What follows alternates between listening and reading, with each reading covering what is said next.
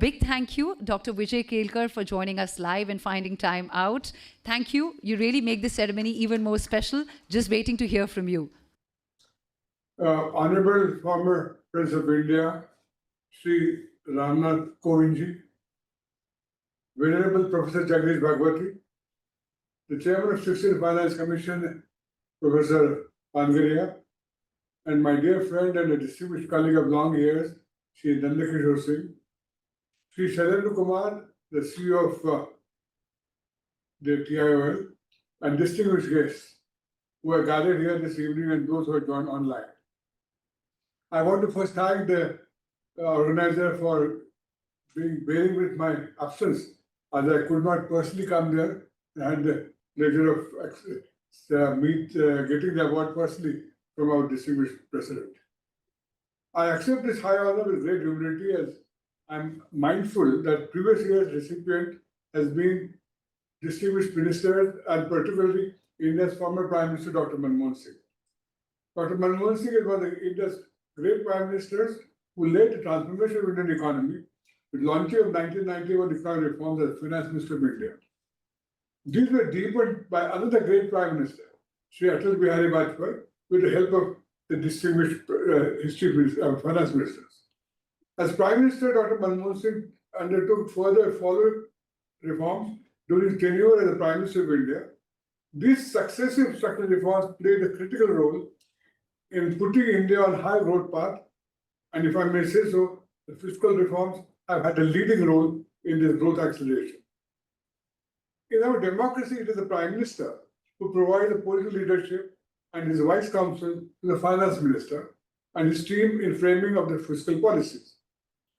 While the guidance of and political support of the Honorable Prime Minister is, of course, critically important, it is the vision and sagacity of the Finance Minister that is absolutely essential to any successful design and implement fiscal reforms.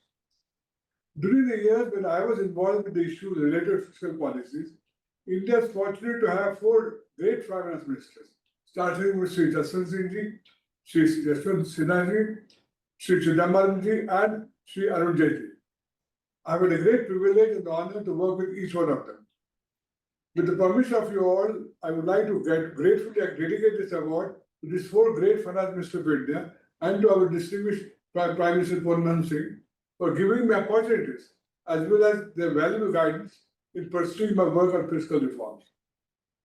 Today, given the importance of this forum, I wish to suggest a few but critically important fiscal reforms that will take our GST regime to its next and what I consider most natural destination.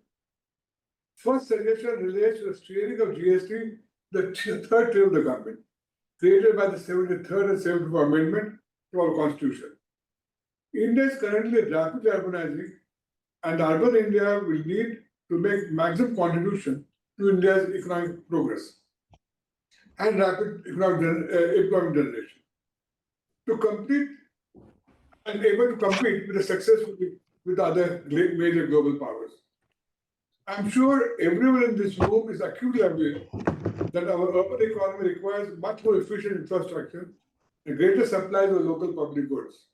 Unfortunately, our urban local bodies are woefully short of the needed fiscal base to undertake this investments of vital infrastructure and the supply of quality, high-quality public goods. Hence, the equitable sharing of the GST with the third tier will go a long way in strengthening the fiscal base of our urban governments and also deepen our democracy and the governance at grassroots level. This is only fair and appropriate, as GST, after all, is a consumption tax, and taxpayers should see direct benefits accruing from the payment of taxes.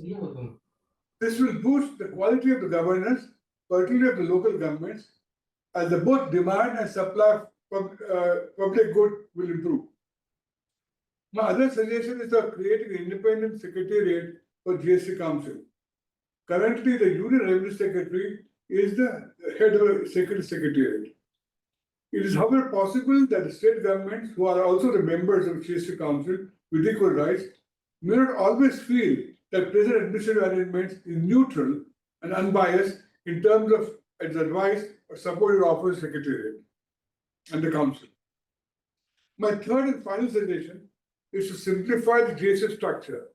Today, the GST structure was designed 5 years back, was largely with the objective to maintain the revenue neutrality. Consequently, we ended up with a GST structure with 5 different rates besides compensation cesses on certain goods. The plethora of these rates has made the Indian GST system unnecessarily complex. The most developing countries and emerging market countries, there is a policy of single GST rate on the goods and services. The countries having single rate or simple GST rates have been successful in optimizing tax revenues and minimizing tax disputes. Out of total countries which have implemented GST regime, 80% of those countries have chosen to have single rate. A single rate for India has been an unmet goal, along with the discussion done before implementation. In fact, at very early stage on the GST debate, a single rate of 12% was recommended by the 13th Finance Commission. The ages old tax policy of having differential tax rate for the must-have and nice-to-have goods and services should be done away with. The revolutionary reform of introduction of single GST rate with additional non-batable taxes as carbon taxes and few different deemed goods like hydrocarbons is now essential. This approach will meet the revenue generation goal as well as the promotion of green growth.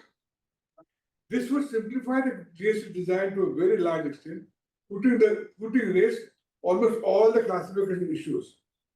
A low rate of GST would also mean less incentive to fraudsters to evade taxes. The genesis of current GST frauds lies in the very structure of GST rates, as high rates make it lucrative for the fraudsters to evade taxes. We have examples of successful standard single rate regimes in countries like Singapore, UAE, Japan, and many other ones one can add. A single GST rate of 12%, with GST shared equally with all the 3 tiers of the government, should be introduced at the earliest. Such simplified GST system would also be the most effective to promote manufacturers, exports, and especially goods like textiles, without inviting the kind of WTO challenges we are currently facing. Summing up, an independent GST secretariat, sharing of GST with the 3rd tier, and a very simplified GST rate structure will go a long way in taking the GST revolution towards national destination. I would urge the incoming government to implement this reform as early as possible. Once